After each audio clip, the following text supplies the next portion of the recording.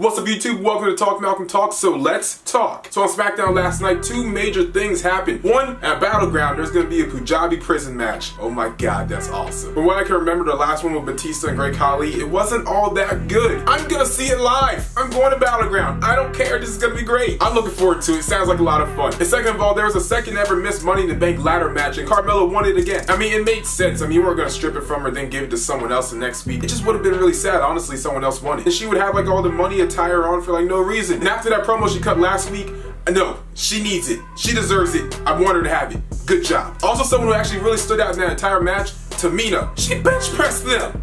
Look at you. Tamina made herself stand out a lot, and honestly, I've been sleeping on Tamina for a long time now, so it's really good to see her actually be doing something. Good job, Tamina. On Raw, there's a lot of matches that are announced for Great Balls of Fire. So Roman Reigns taking on Braun Strowman in the ambulance match. Tozawa taking on Neville for the Cruiserweight Championship. Got Alexa Bliss defending the title against Sasha Banks. That match is going to be really good. I wish it actually would happen at SummerSlam because that's such a good match to have Great Balls of Fire. I just rather see it at SummerSlam. Alexa's probably going to keep the belt, but I'm just saying I'd really rather see this at SummerSlam. But, you know, I'll take it. Sounds fun. And Seth Rollins is taking on Bray Wyatt. As much as I really don't like the name Great Balls of Fire, I mean, honestly, the card's coming together and it's looking really good, which is something you probably need to do when you have a name like Great Balls of Fire. You need to put on a really good card, and that's what they're doing, so all credit to them. And let's talk about LaVar Ball. I love that segment. A lot of people are hating on it, but when you think about it, most celebrity segments are pretty trash anyway. I might as well have one I'm gonna laugh at because the dude's acting crazy. One, what was that run to the ring? What? You look like Boogeyman. Two, there's a lot of wrestling channels that are trying to talk about LaVar Ball, LaMelo Ball, and Lonzo Ball being on Monday Night Raw, and they don't know who these people are. I heard people say Lonzo Bell. I'm like, that's just not his name. I understand if you don't watch basketball, there's nothing wrong with that. But these people are in mainstream news right now. They've been in mainstream news since like March when they released those freaking $500 shoes. You gotta read some stuff before you start talking. It's called fake it till you make it. You gotta go on Wiki, learn who this person is, and then talk about it. You got people here guessing like, I think that's the one that's going pro. Oh, you mean the guy that just got drafted to the Lakers last week that they've been talking about in the news for about a week now? Yeah, that guy. I get it, if you don't like basketball, that's great. Then don't talk about it on a wrestling channel. If you don't know it, don't talk about it. Or if you don't know it, fake it, read it on the internet somewhere, talk about it on camera like you know what you're saying. Before you put yourself on the internet, try to do some research. I made a list video a while back that had a lot of errors in it, and once I looked back, I was like, oh my god, that's actually embarrassing. I understand what you're feeling probably. That was wrestling stuff. This is actually mainstream news. Read something. LaVar, he was going on, he was talking about Miz, and he was just doing all this crazy crap. Honestly, if you know who LaVar Ball is, you shouldn't really be that surprised. I wasn't. And then the best part, LaMelo dropped the N-word. Again, if you know anything about LaMelo Ball, again, you probably shouldn't be that surprised. I really wasn't. In his defense, I don't really think he knew that the microphone was that close to his mouth, or if it wasn't that close, it could still pick up his voice. But yeah, he said it. I laughed. It was funny. Apparently backstage, this man was losing his mind because he said it and stuff. I understand that. You know, you shouldn't be saying that kind of stuff on television, especially PG television. But Vince, stop being a hypocrite. You said it yourself. No.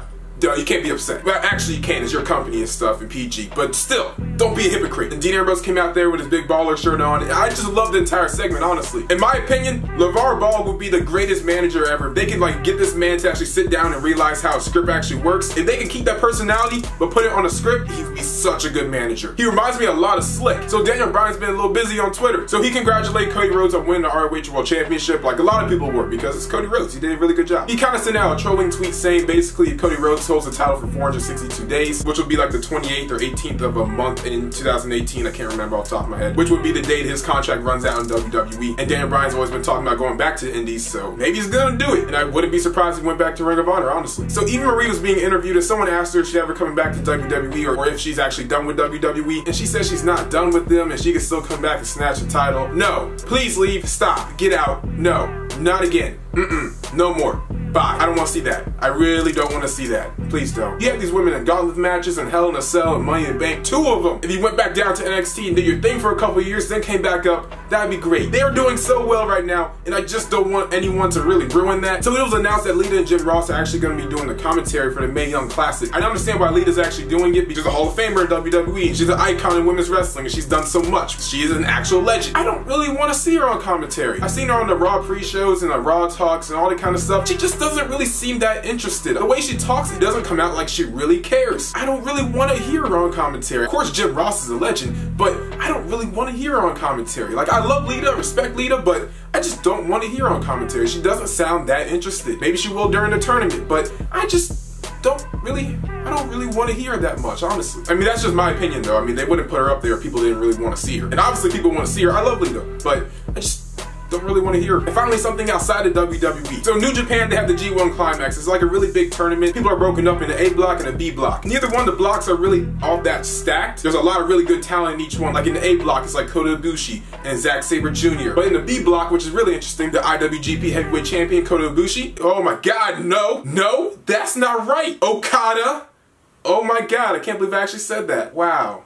I should end this video right now. The IWGP Heavyweight Champion Okada, and along with him, you also have the leader of the Bullet Club, Kenny Omega. So the tournament starts on July 17th and it runs until August 13th where the finals will happen. Basically how it works, so you have to wrestle everyone in your block. Whoever has the most points at the end of the tournament, they move on to the finals. So it's guaranteed you're gonna see these people face each other, which means you're gonna see Okada versus Omega 3. Now, it's not confirmed on like what day it's gonna happen, but it is gonna happen. Only because the standards are different, I don't really see this match like topping 6.25 stars, but it will be really good because you got two guys in there. You got Okada, you got Omega. If you watch either one of those matches, you would know, or watch any of their matches in general, you would know. They're very good. Okada, man, you got a pretty drop kick. Oh my God, it's just so pretty, man. So it's definitely gonna happen. You're gonna see Okada versus Omega again. I don't think it's gonna reach the standards of the other matches just because the standards are different. But tell me in the comments, what do you guys think about everything I just said in general? What's your thoughts on LaMelo Ball? What's your thoughts on Okada versus Omega 3? If you made it to this point in the video, comment down below. HBK is a baller because there's an HBK figure right there that I'm looking at, and big baller brand. But thank you guys for watching the video. If you really enjoyed, make sure to like, comment, share, and always subscribe. And we outie.